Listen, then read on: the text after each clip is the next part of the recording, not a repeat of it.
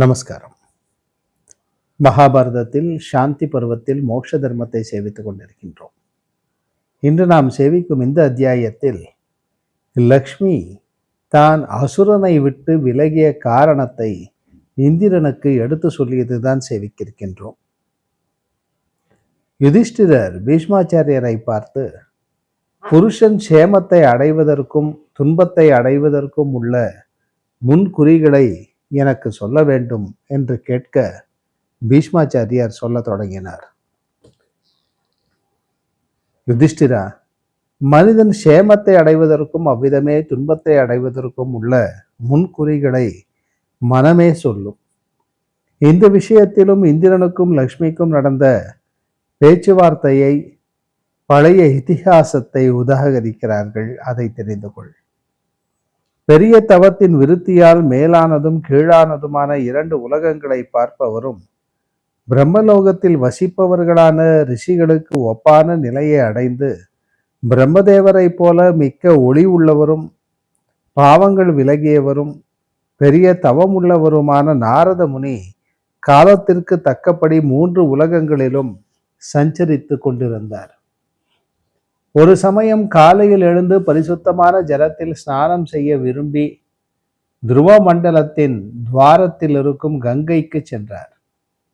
அந்த இடத்திலே இறங்கி மேருமலையின் அருகிலே உண்டானதும் ஸ்ரீ நாராயணரின் பாதத்திலிருந்து நழுவியதுமான கங்கையை கண்ட அந்த நாரதர் மனத்தில் களிப்புற்று அந்த இடத்திற்கு சென்றார்.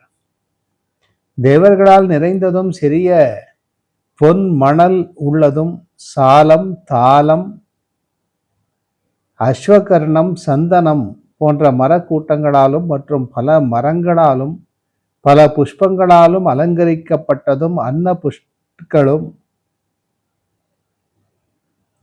காரண்டவங்களும் உள்ள அந்த கங்கையில் தீவை அடைந்து நீராடி தேவர்களுக்கு தர்ப்பணம் செய்து தர்ம புத்தி உள்ள அவர் மணற்குன்றை அடைந்து பிரம்மமயமாய் விளங்கிக் கொண்டு ஜபிக்கத்தக்க மந்திரத்தை ஜபிக்க தொடங்கினார்.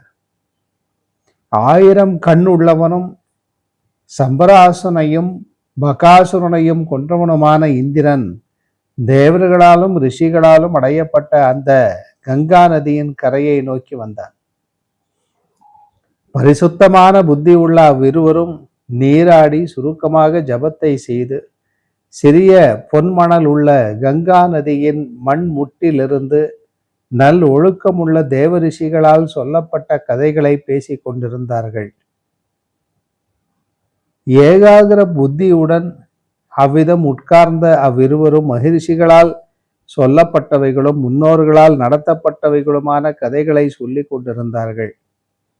பிறகு கிரண கூட்டங்கள் முன்வெளி வர நிறைந்த மண்டலத்துடன் உதயமாகிற சூரியனை பார்த்து அவ்விருவரும் எழுந்து நின்று துதித்தார்கள்.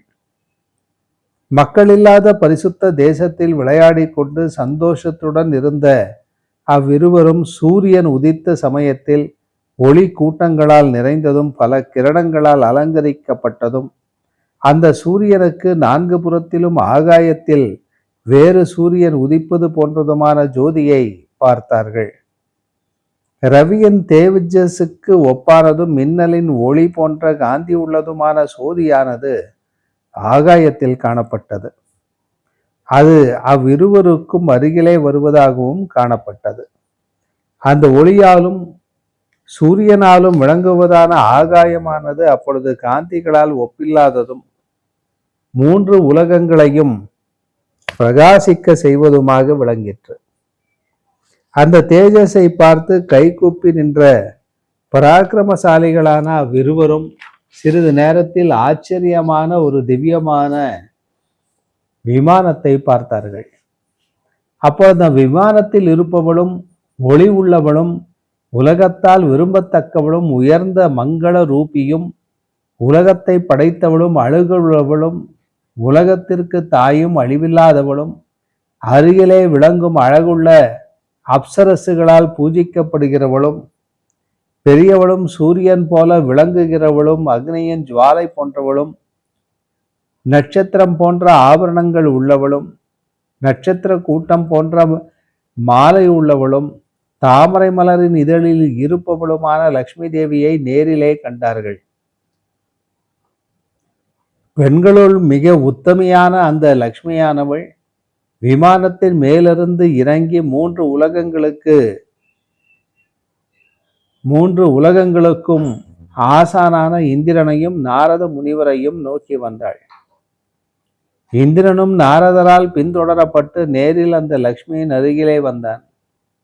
எல்லாம் அறிந்த அந்த இந்திரன் அஞ்சலி செய்து கொண்டு லக்ஷ்மி தேவியினிடம் தன்னைத்தானே தெரிவித்து அந்த லக்ஷ்மிக்கு ஒப்பற்ற பூஜையும் செய்தான்.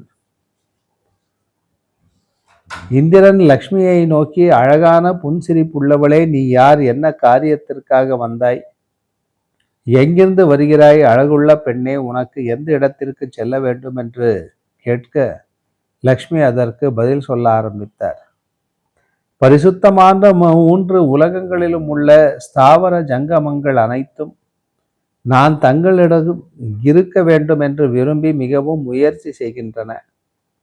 தாமரை மலர் மாலை அணிந்தவளும் பத்மை என்று பெயருள்ளவளுமான அந்த லக்ஷ்மியான நான் ரவியின் கிரணங்களால் மலர்ந்த தாமரை மலரில் எல்லா பிராணிகளுடைய சம்பத்திற்காகவும் உண்டானேன்.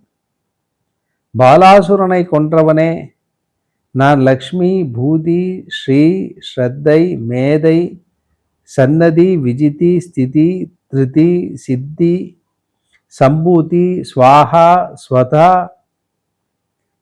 சமஸ்துதி, நியதி, கிருதி என்ற உருவமுள்ளவளாக இருக்கின்றேன். நான் வெல்லும் திறமை உள்ளவர்களும் இயற்கையில் தாமும் உள்ளவர்களுமான அரசர்களின் படைமுகத்திலும் துவஜங்களிலும் தேசங்களிலும் நகரங்களிலும் வசிக்கின்றேன். பாலாசுரனை கொன்றவனே, ஜெயிக்கும் திறமை உள்ளவனும் சூரனும் போர்களில் புறங்காட்டாதவனுமான உத்தமன் மனிதனிடத்திலே நான் எப்பொழுதும் வசிப்பேன்.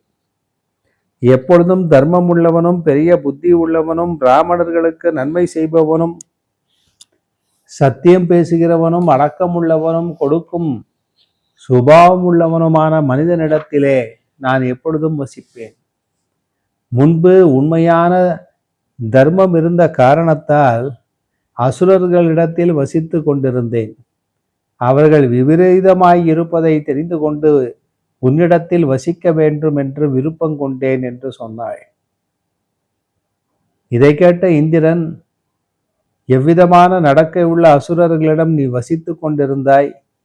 எதை பார்த்த பின் அசுரர்களை தள்ளிவிட்டு நீ இங்கு வந்தாய் என்று கேட்க அதற்கு பதில் சொல்ல ஆரம்பித்தாள் லக்ஷ்மி தேவி. என்ன சொன்னாள் என்பதை நாளை நாம் சந்திக்கும் போது செவிக்கலாம். நமஸ்காரம்.